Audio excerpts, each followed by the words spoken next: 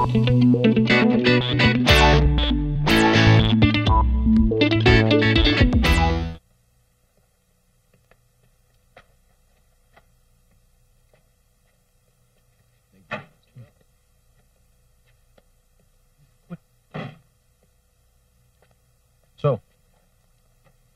okay na ba sa inyo to? Okay na to. Libre na nga eh. Kumpleto. Parang first class motel na to sa Maynila eh. Oh, kung meron kayong kailangan, magpasabi lang kayo. Buti naman at hindi mo iniwan tong Casa Verde. Yan ang billing kasi ng mama't papa bago sila namatay. Na huwag kong pababayaan ang mga natitira naming ari-arian dito sa Casa Verde. Well, let's celebrate. Ngayon lang tayo nagkita after 3 years. Oo, 3 taon yun. Kaya akong taya. Ikaw, Elena? Kayo na lang. Gusto ko na magpahinga eh. Pagod sa biyahe. Oh, halika na. O sige. Han, alis muna kami. Ay, siya nga pala. Proteksyon. Malayo kasi ang biyahe.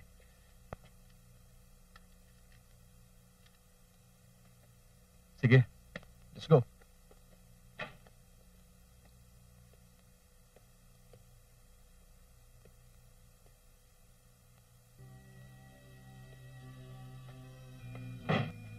Ibang klase talaga yung pare. Hindi ka nga maniniwala na meron palang ganun. Sir Greg, magpapalim na po ako. Oh, sige. Salamat ah. Bukas bumalik ka. Yes, sir. Hindi ka pa rin nagbabago, tol.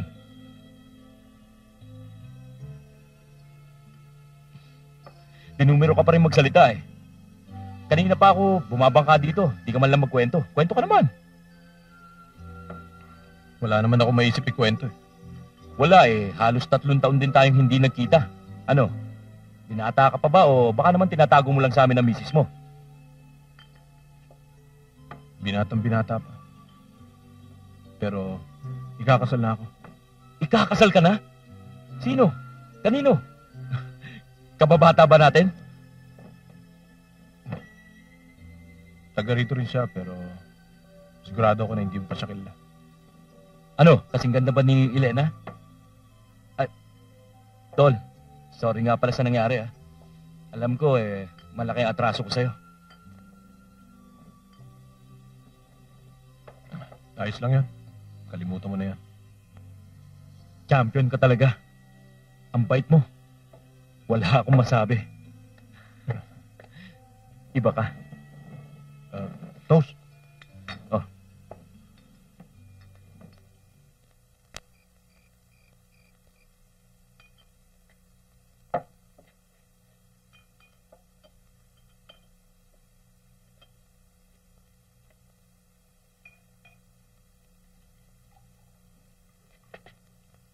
Sir, pwede na ho ba akong magpahinga? Nakapaglinis ka na. Katatapos ko lang po.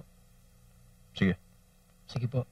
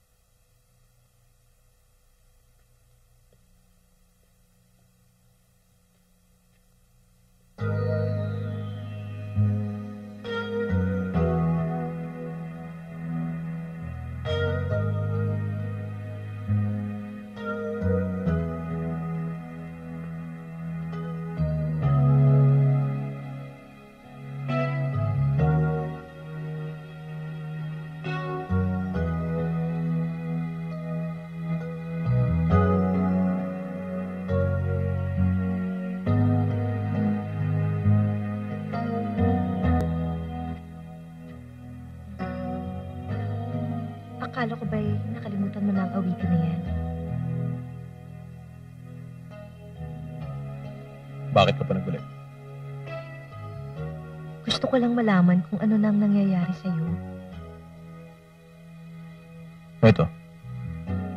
Nag-iisa na lang sa buhay. Malungkot.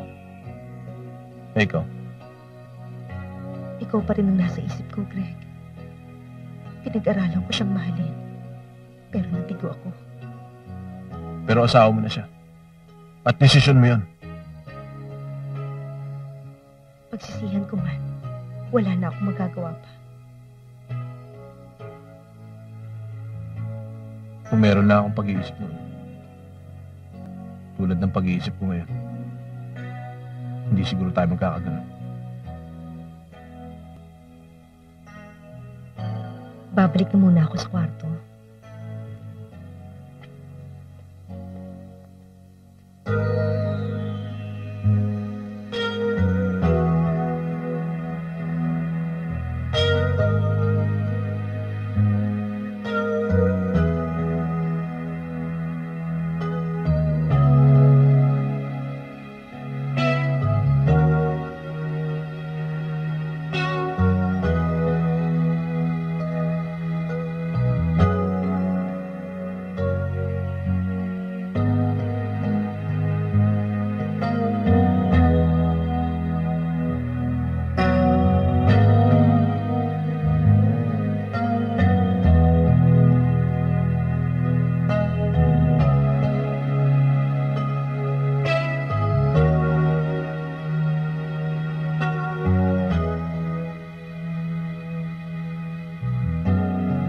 Bakit ba nangyari sa atin to?